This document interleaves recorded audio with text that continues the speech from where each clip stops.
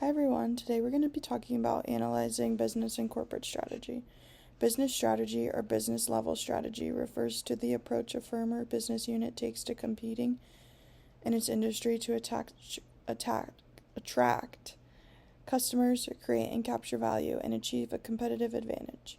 A firm takes many actions to implement its strategy, but these actions should be part of a coherent overarching identity or goal that if accomplished will lead to a sustainable competitive advantage. The overarching identity is its business strategy, and it can be summarized in one sentence. To analyze a firm's business strategy requires interpreting all of the firm's key strategic decisions and identifying the overarching identity they correspond to. Michael Porter analyzed dozens of firms across dozens of industries and distilled business strategy into three generic strategies: differentiation,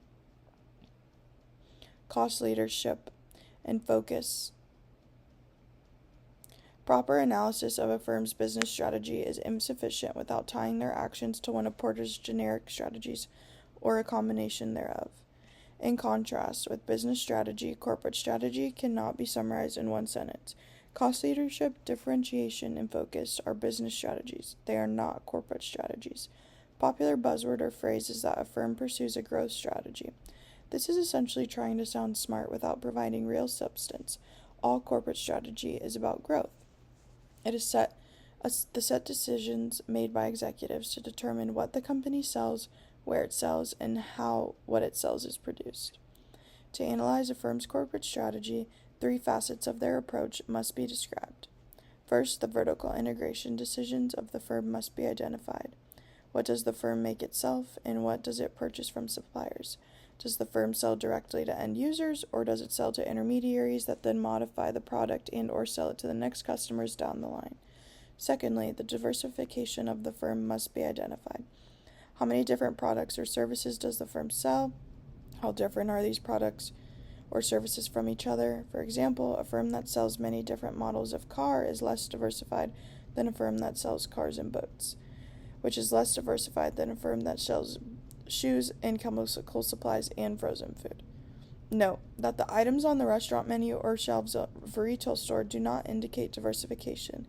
These are service businesses who provide the service of preparing and selling food or purchasing wholesale goods, putting them on shelves, and selling them to customers. In addition, the product market diversification described above, the diversification of firm's corporate organization, must be discussed. Does the firm receive close to all of its revenue from a single business unit? Does the firm have one main business unit but also a few smaller units that also provide a notable share of its revenue? Does the firm have many business units that are core competencies? Does the firm have business units that have no competencies with each other? The organization of the firm must be discussed, including subsidiaries and alliances. Finally, the firm's geographic scope must be identified. This is the most straightforward of the three aspects of corporate strategy. Understanding and analyzing business and corporate strategy are key skills that executives and entrepreneurs must possess if they want to maximize the success of their companies.